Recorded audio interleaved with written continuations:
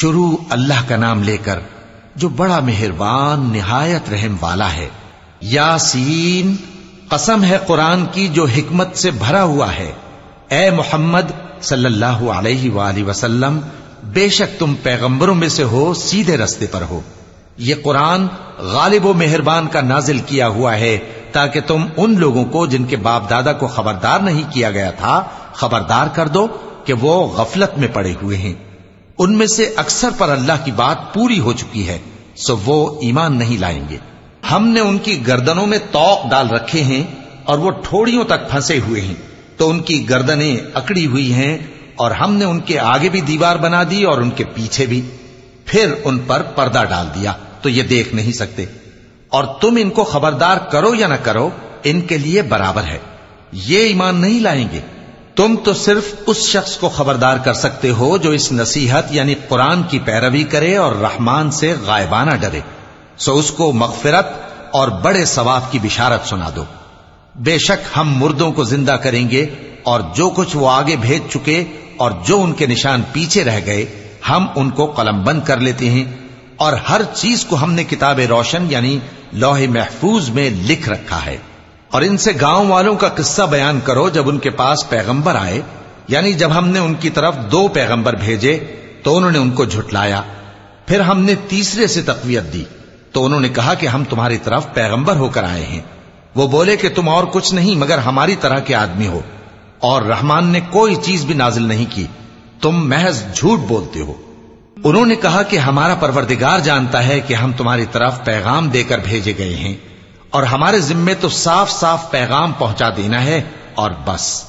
وہ بولے کہ ہم تم کو اپنے لیے منحوس سمجھتے ہیں، اگر تم باز نہ آؤ گے تو ہم تمہیں سنسار کر دیں گے اور تم کو ہم سے دکھ دینے والا عذاب پہنچے گا۔ انہوں نے کہا کہ تمہاری نحوست تمہارے ساتھ ہے، کیا اس لیے کہ تم کو نصیحت کی گئی؟ نہیں، بلکہ تم ایسے لوگ ہو جو حد سے تجاوز کر گئے ہو۔ اور شہر کے پرلے کنارے سے ایک آدمی دوڑتا ہوا آیا، کہنے لگا کہ اے میری قوم، پیغمبروں کے پیچھے چلو، ایسوں کے جو تم سے صلہ نہیں مانگتے اور وہ سیدھے رستے پر ہیں۔ اور میں کیوں اس ذات کی پرستش نہ کروں جس نے مجھے پیدا کیا اور اسی کی طرف تم کو لوٹ کر جانا ہے؟ کیا میں اس کو چھوڑ کر اوروں کو معبود بناؤں کہ اگر رحمان مجھے نقصان پہنچانا چاہے تو ان کی سفارش مجھے کچھ بھی فائدہ نہ دے سکے اور نہ وہ مجھے چھڑا ہی سکیں؟ تب تو میں کھلی گمراہی میں پڑ گیا۔ میں تو تمہارے پروردگار پر ایمان لایا ہوں، سو میری بات سن رکھو۔ حکم ہوا کہ بہشت میں داخل ہو جا۔ بولا کاش میری قوم کو پتا چل جائے کہ میرے رب نے مجھے بخش دیا اور مجھے عزت والوں میں شامل کیا، اور ہم نے اس کے بعد اس کی قوم پر کوئی لشکر نہیں اتارا اور نہ ہم اتارنے والے تھے۔ وہ تو صرف ایک چنگھاڑ تھی، سو وہ اس سے ناگہاں بجھ کر رہ گئے۔ بندوں پر افسوس کہ ان کے پاس جب کوئی پیغمبر آتا تو وہ اس سے تمسخر ضرور کرتے۔ کیا انہوں نے نہیں دیکھا کہ ہم نے ان سے پہلے بہت سے لوگوں کو ہلاک کر دیا تھا؟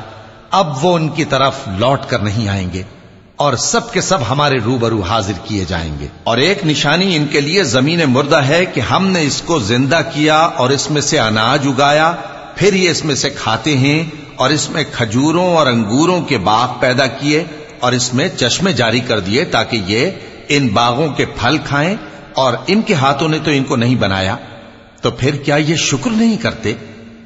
وہ ذات پاک ہے جس نے زمین کی نباتات کے اور خود ان کے اور جن چیزوں کی ان کو خبر نہیں سب کے جوڑے بنائے۔ اور ایک نشانی ان کے لیے رات ہے کہ اس پر سے ہم دن کو کھینچ لیتے ہیں تو اسی وقت ان پر اندھیرا چھا جاتا ہے، اور سورج اپنے مقرر رستے پر چلتا رہتا ہے۔ یہ اس غالب و دانا کا مقرر کیا ہوا اندازہ ہے۔ اور چاند کی بھی ہم نے منزلیں مقرر کر دیں، یہاں تک کہ گھٹتے گھٹتے کھجور کی پرانی شاخ کی طرح ہو جاتا ہے۔ نہ تو سورج ہی سے یہ ہو سکتا ہے کہ چاند کو جا پکڑے، اور نہ رات ہی دن سے پہلے آ سکتی ہے، اور سب اپنے اپنے مدار میں تیر رہے ہیں۔ اور ایک نشانی ان کے لیے یہ ہے کہ ہم نے ان کی اولاد کو بھری ہوئی کشتی میں سوار کیا، اور ان کے لیے ویسی ہی اور چیزیں پیدا کی جن پر یہ سوار ہوتے ہیں۔ اور اگر ہم چاہیں تو ان کو غرق کر دیں، پھر نہ تو ان کا کوئی فریاد رس ہو اور نہ ان کو رہائی ملے، مگر یہ ہماری رحمت اور ایک مدت تک کے فائدے ہیں۔ اور جب ان سے کہا جاتا ہے کہ جو تمہارے آگے اور جو تمہارے پیچھے ہے اس سے ڈرو تاکہ تم پر رحم کیا جائے، اور ان کے پاس ان کے پروردگار کی طرف سے کوئی نشانی نہیں آتی مگر اس سے منہ پھیر لیتے ہیں، اور جب ان سے کہا جاتا ہے کہ جو رزق اللہ نے تم کو دیا ہے اس میں سے خرچ کرو، تو کافر مومنوں کے متعلق کہتے ہیں کہ بھلا ہم ان لوگوں کو کھانا کھلائیں جن کو اگر اللہ چاہتا تو خود کھلا دیتا، تم تو کھلی گمراہی میں ہو۔ اور کہتے ہیں اگر تم سچ کہتے ہو تو بتاؤ یہ وعدہ کب پورا ہوگا؟ یہ تو ایک چنگھاڑ ہی کے منتظر ہیں جو ان کو اس حال میں کہ باہم جھگڑ رہے ہوں گے آ پکڑے گی، پھر نہ تو یہ وصیت ہی کر سکیں گے اور نہ اپنے گھر والوں میں واپس جا سکیں گے۔ اور جس وقت سور پھونکا جائے گا یہ قبروں سے نکل کر اپنے پروردگار کی طرف دوڑ پڑیں گے، کہیں گے ہائے بربادی، ہمیں ہماری خوابگاہوں سے کس نے جگہ اٹھایا۔ یہ وہی تو ہے جس کا رحمان نے وعدہ کیا تھا اور پیغمبروں نے سچ کہا تھا۔ وہ تو صرف ایک زور کی آواز ہوگی کہ سب کے سب ہمارے روبرو آ حاضر ہوں گے، پھر اس روز کسی شخص پر کچھ بھی ظلم نہیں کیا جائے گا اور تم کو بدلہ ویسا ہی ملے گا جیسے تم کام کرتے تھے۔ اہل جنت اس روز عیش و نشاط کے مشغلے میں خوش ہوں گے، وہ بھی اور ان کی بیویاں بھی سایوں میں تختوں پر تکیے لگائے بیٹھے ہوں گے، وہاں ان کے لیے میوے ہوں گے اور جو وہ منگوائیں گے ان کو ملے گا، ان کو پروردگار مہربان کی طرف سے سلام کہا جائے گا، اور وہ فرمائے گا کہ گناہ گارو تم آج الگ ہو جاؤ۔ اے آدم کی اولاد، کیا میں نے تم سے کہہ نہیں دیا تھا کہ شیطان کو نہ پوجنا، وہ تمہارا کھلا دشمن ہے، اور یہ کہ میری ہی عبادت کرنا یہی سیدھا رستہ ہے، اور اس نے تم میں سے بہت سی خلقت کو گمراہ کر دیا تھا، تو کیا تم سمجھتے نہیں تھے؟ یہی وہ جہنم ہے جس کے تمہیں دھمکی دی جاتی تھی، جو تم کفر کرتے رہے ہو اس کے بدلے آج اس میں داخل ہو جاؤ۔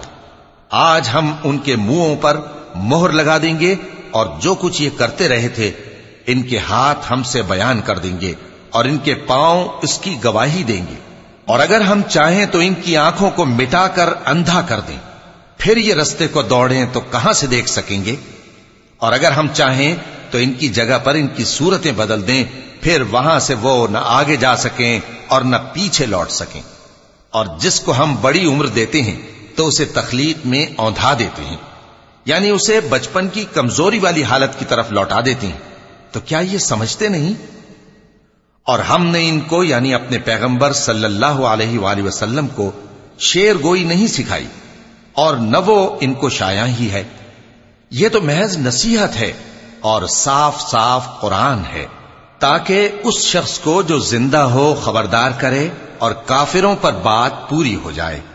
کیا انہوں نے نہیں دیکھا کہ جو چیزیں ہم نے اپنے ہاتھوں سے بنائیں ان میں سے ہم نے ان کے لیے مویشی پیدا کر دیے اور یہ ان کے مالک ہیں، اور ان کو ان کے قابو میں کر دیا تو کوئی تو ان میں سے ان کی سواری ہے اور کسی کو یہ کھاتے ہیں، اور ان میں ان کے لیے اور فائدے اور پینے کی چیزیں ہیں، تو کیا یہ شکر نہیں کرتے؟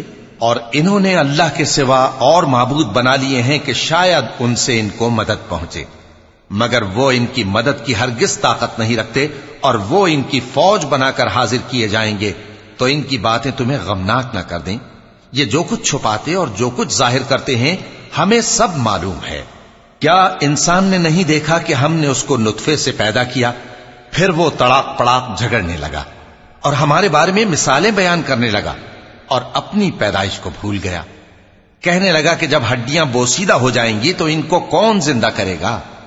کہہ دو کہ ان کو وہ زندہ کرے گا جس نے ان کو پہلی بار پیدا کیا تھا، اور وہ ہر طرح کی تخلیق کو جانتا ہے، وہی جس نے تمہارے لیے سبز درخت سے آگ پیدا کی، پھر تم اس کی ٹہنیوں کو رگڑ کر ان سے آگ نکالتے ہو۔ بھلا جس نے آسمانوں اور زمین کو پیدا کیا، کیا وہ اس بات پر قادر نہیں کہ ان کو پھر ویسے ہی پیدا کر دے؟ کیوں نہیں؟ اور وہ تو سب کچھ پیدا کرنے والا کامل علم والا ہے۔ اس کی شان یہ ہے کہ جب وہ کسی چیز کا ارادہ کرتا ہے تو اس سے فرما دیتا ہے کہ ہو جا، تو وہ ہو جاتی ہے۔ وہ ذات پاک ہے جس کے ہاتھ میں ہر چیز کی حکومت ہے، اور اسی کی طرف تم کو لوٹ کر جانا ہے۔